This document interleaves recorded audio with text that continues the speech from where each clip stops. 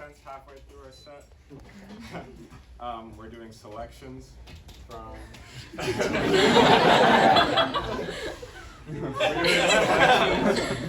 We're doing 3 selections from the Knife Movement piece, Massey and Romulus Franceschini's Black Liberation Movement Suite. Relatively concise summary. Massey was a composer and trumpet player from Philadelphia, who spent most of his life in Brooklyn. He developed a close working relationship with Archie Shepp, who was years younger than him. They developed a close working relationship. At a certain point, went on tour together for months through Europe and North Africa. Timeline I'm a little bit confused on exactly where, because there's, I think, a separate tour that included West Africa. But during the tour, Massey met Eldridge Cleaver, the Minister of Information for the Black Panther Party, in 1969 while he was in exile in Algeria after a police shootout in Oakland. While there, Cleaver essentially commissioned him to write a suite of music, which became the Black Liberation Movement Suite, which was to go on to be played at Black Panther Party benefit concerts. The last time I did this music publicly, the last time we did like the whole suite.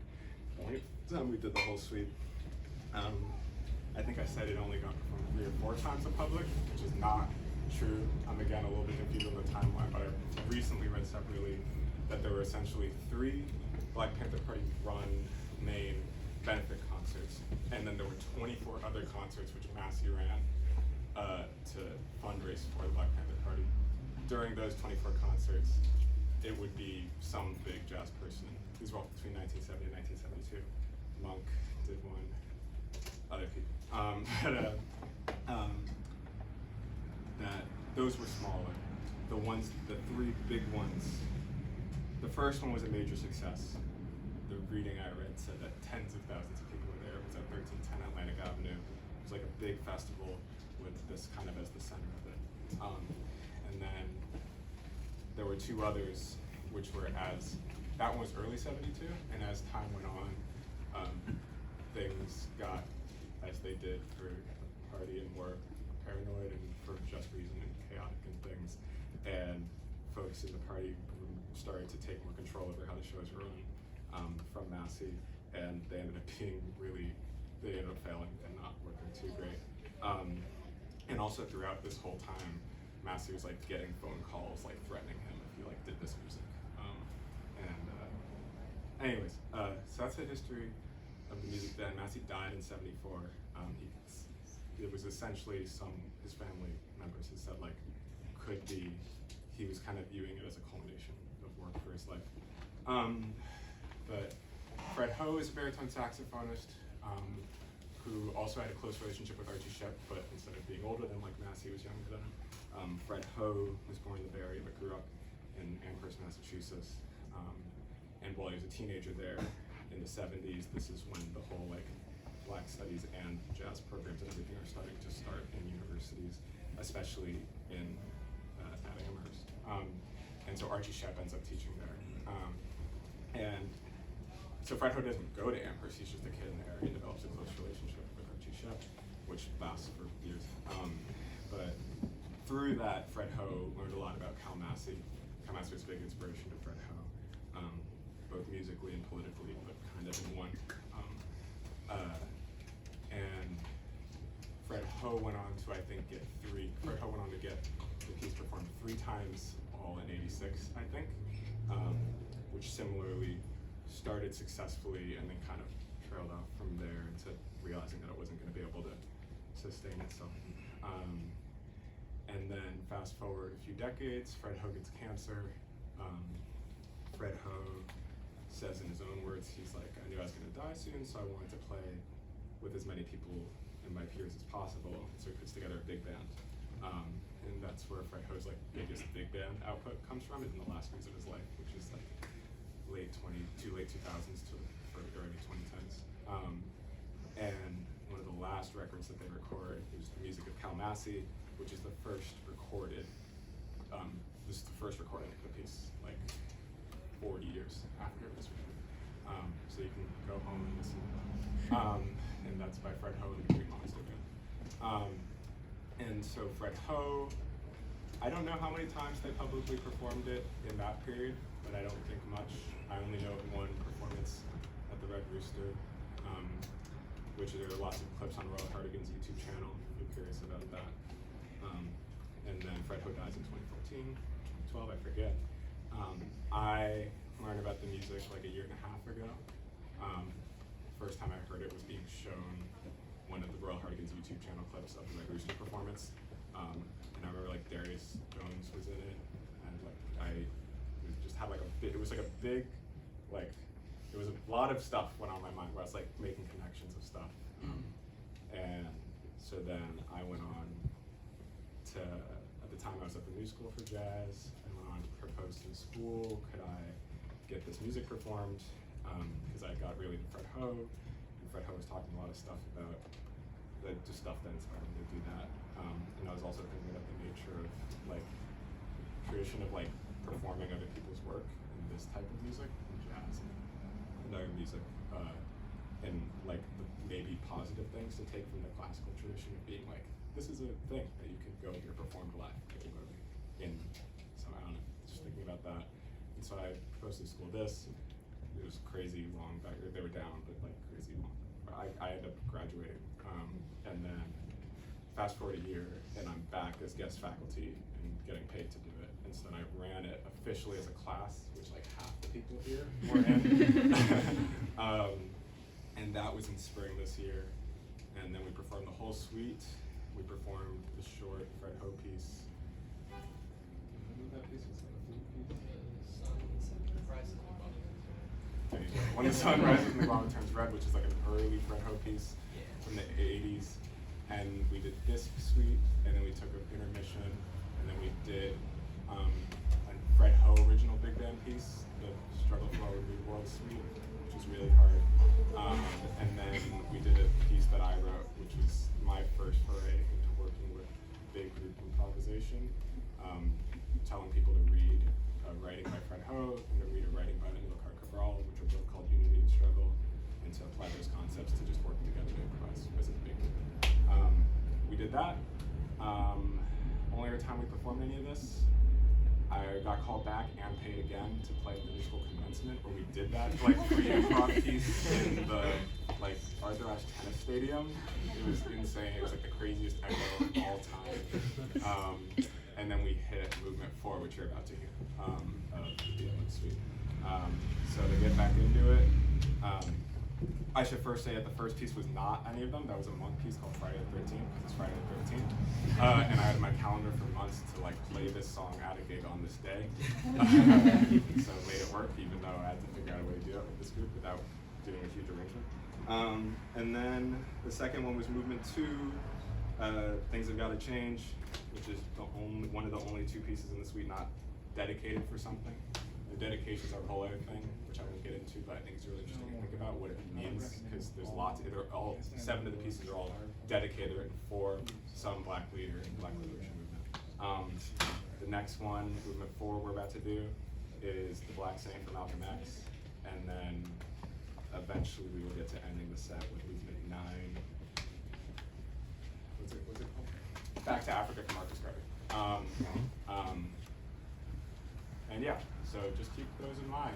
The dedications are interesting to think about. This first one dedicated to Malcolm X, the last one dedicated to Marcus Garvey. Hope to keep doing these and get through the rest of the suite and just keep performing underperformed radical big band music. The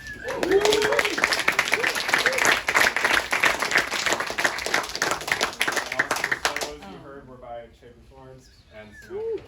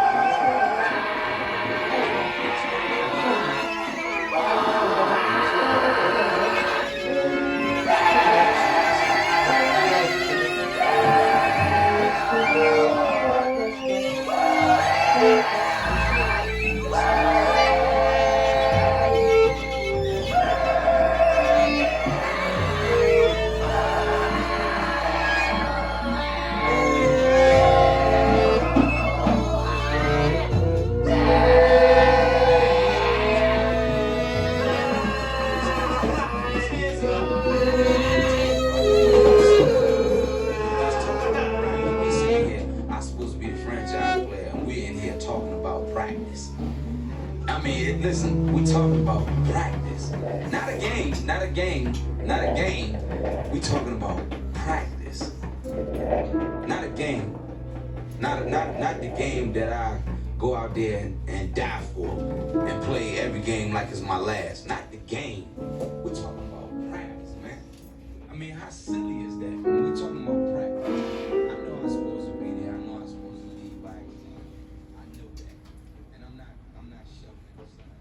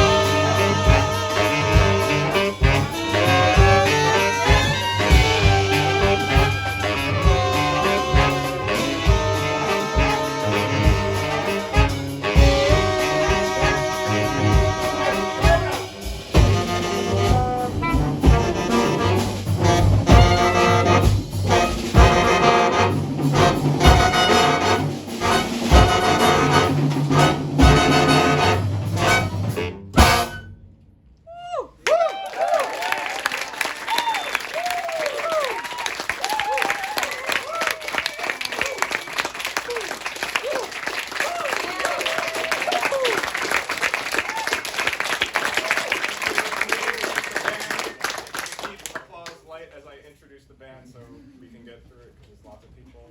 You can clap, just go. We got Chase Buford. Kossío, Kossío. We got AJ Medeiros. We got Samantha Kochis. We got Kessler. Taja Parker. Fernando Milan-Bombara. Nakadegawa-Lee. John Masso. Worsey. Thad Palmer. Ryan Easter. Caleb Smith. And finally in the very back, Josh Mathews.